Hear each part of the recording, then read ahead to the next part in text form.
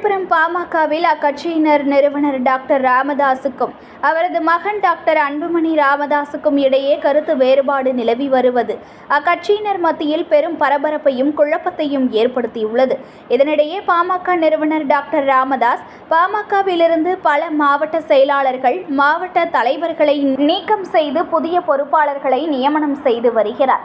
அந்த வகையில் விழுப்புரம் மத்திய மாவட்ட புதிய செயலாளராக புகழேந்தியும், மாவட்ட தலைவராக ஸ்டாலினும் நியமனம் செய்யப்பட்டுள்ளனர். புதிதாக நியமிக்கப்பட்ட மாவட்ட செயலாளர் புகழேந்தி, தலைவர் ஸ்டாலின் ஆகிய இருவரும் கட்சி நிர்வாகிகள், தொண்டர்களுடன் விழுப்புரம் காந்தி சிலையிலிருந்து ஊர்வலமாக புறப்பட்டு காமராஜர் வீதியில் உள்ள தந்தை பெரியாரின் திருவுருவ சிலைக்கு மாலை அணிவித்து மரியாதை செலுத்தினர். இதில் மாவட்ட, ஒன்றிய, நகர கிளை நிர்வாகிகள் பலர் கலந்து கொண்டனர். மருத்துவர் ஐயா அவர்கள்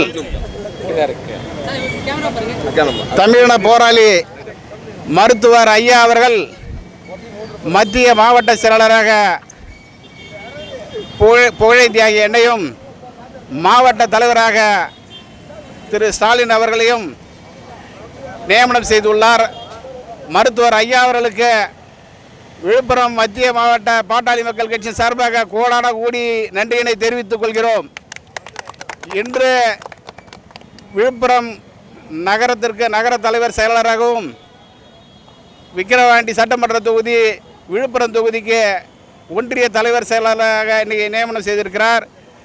மருத்துவர் ஐயாவினுடைய பாதையில் தொடர்ந்து 10.5 கிடை பெறும் வரை ஓய மாட்டோம் என்று கூறி 2026 மருத்துவர் ஐயா அவர்கள் யாரை விரல் காட்டுகிறாரோ அவர்தான் தமிழகத்துடைய முதலமைச்சராக அமைவார் என்று கூறி நன்றி, வணக்கம். ஐயா தான் சொல்லியிருக்காங்க.